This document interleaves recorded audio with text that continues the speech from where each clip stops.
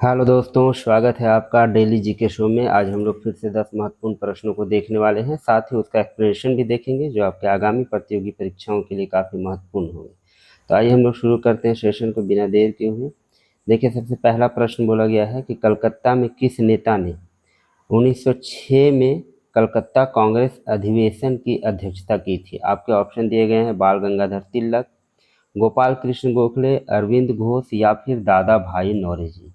तो इसका correct answer क्या होगा? करेक्ट आंसर इसका होगा, कौन सा ऐसा नेता था जो 1906 में कलकत्ता में कांग्रेस अधिवेशन की अध्यक्षता थी। इसका करेक्ट आंसर है आपका दादा भाई नौरोजी।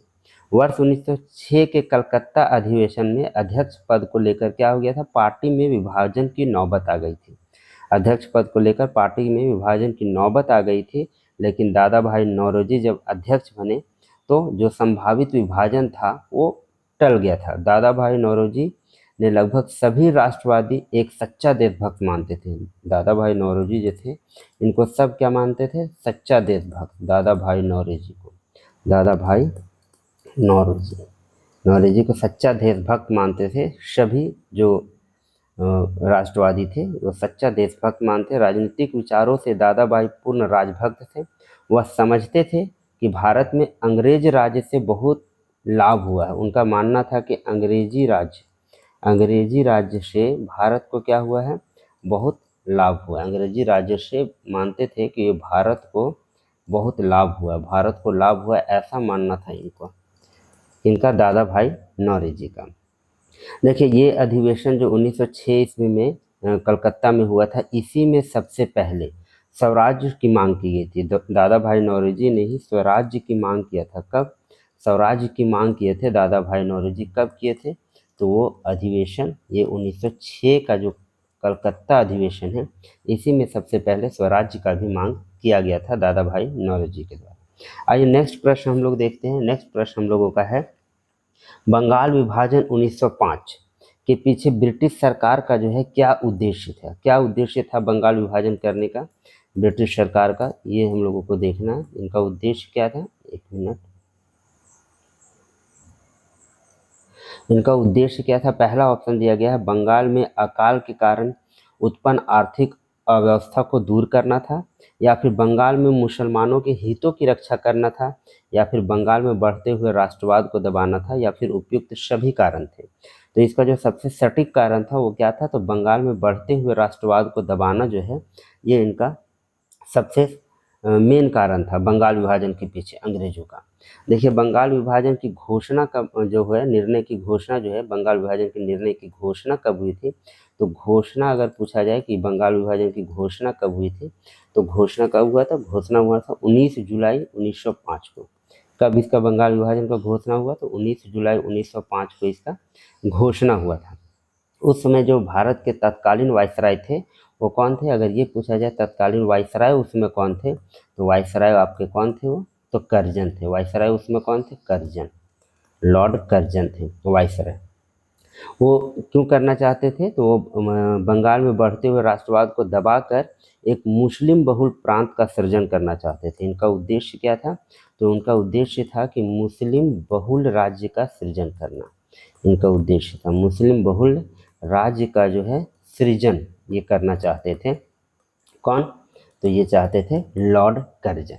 बंगाल विभाजन पूछा जाए कि कब प्रभावी हुआ, ये पूछा जाए अगर आपसे कि कब ये प्रभावी हुआ था, तो प्रभावी हुआ है 16 अक्टूबर 1905 को ये प्रभावी हुआ।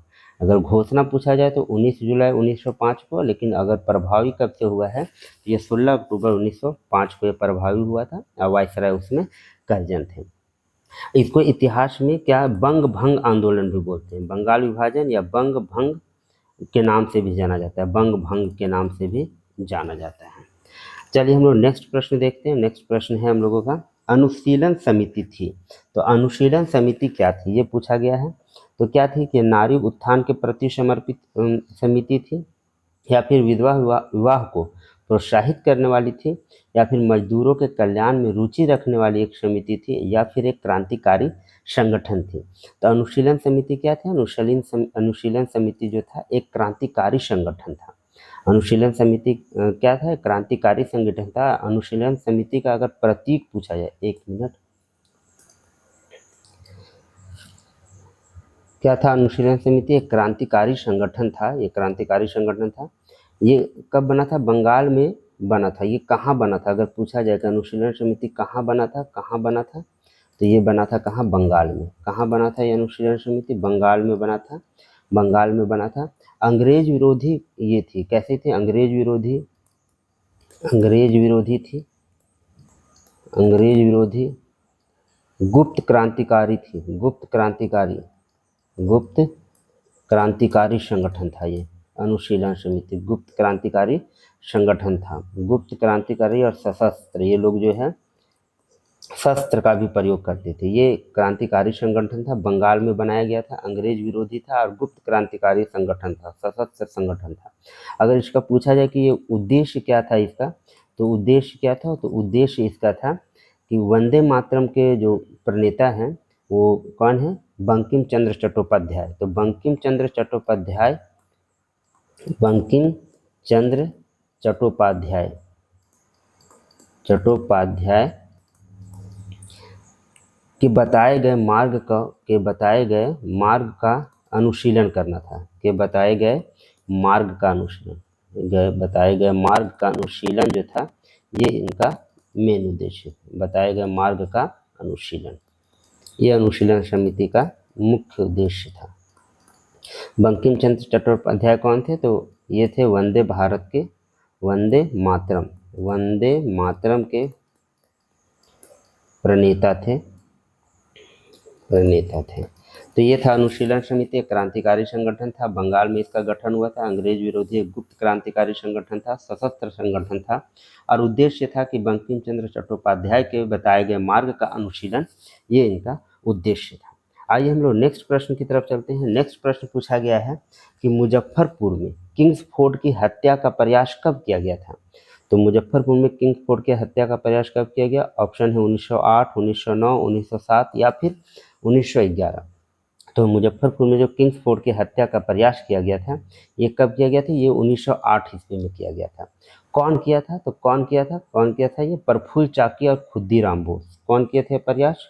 ये किए थे प्रफुल्ल चाकी, प्रफुल्ल चाकी और खुद्दीराम बोस, और इसके साथ कौन से? खुद्दीराम बोस, इन्होंने किया था, खुद्दीराम बोस ने किया था। कब किया था? तो ये 30 अप्रैल 1908 को, 30 अप्रैल 1908 को ये प्रयास किया गया था।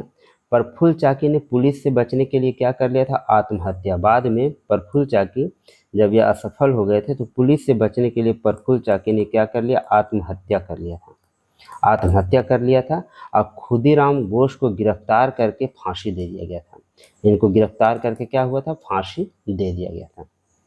तो मुजफ्फरपुर में किंग्सफोर्ड की हत्या का प्रयास कब किया गया है? तो 30 अप्रैल 1908 को प्रफुल्ल चाकी और खुदीराम बोस के द्वारा किया गया है। ठीक है, नेक्स्ट हम लोग प्रश्न देखते हैं। नेक्स्ट प्रश्न है, निम्नलिखित में से किस एक ने 1916 में लखनऊ में आयोजित भारतीय राष्ट्रीय कांग्रेस के अधिवेशन की अध्यक्षता की थी?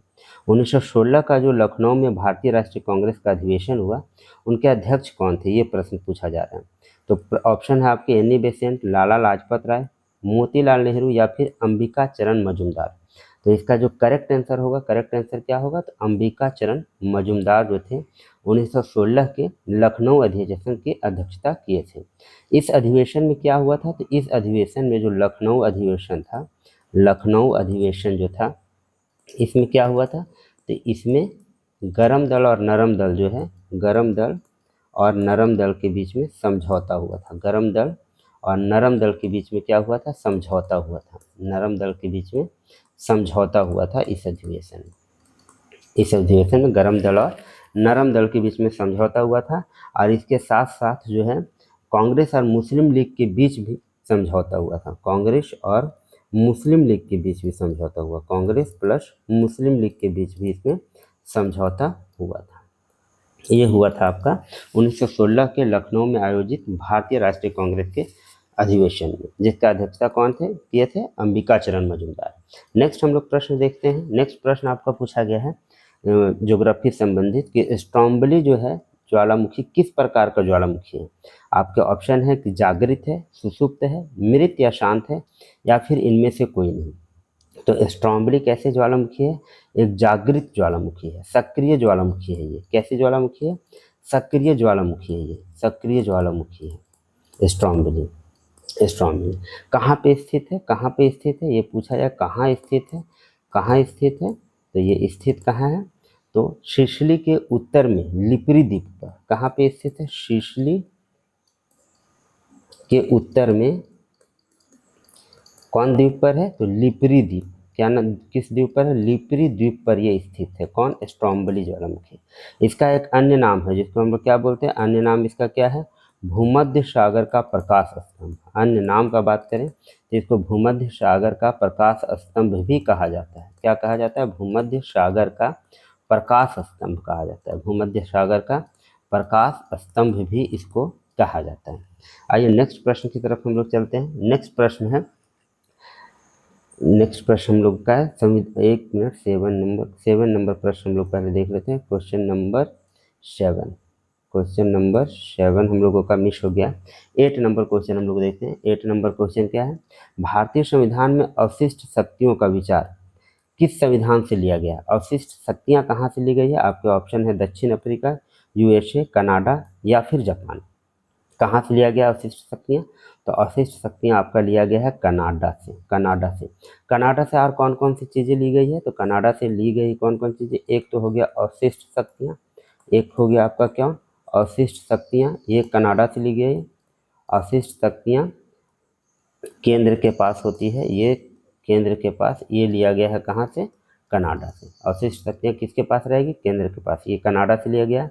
केंद्र एवं राज्यों के राज्यपाल की नियुक्ति, और दूसरा जो है केंद्र एवं राज्य के राज्यपाल की नियुक्ति जो है, राज्यपाल की नियुक्ति, ये भी कहाँ से लिया गया है? तो ये भी लिया गया है आपका कहाँ से? कनाडा से। कहाँ से लिया गया? कनाडा से लिया गया।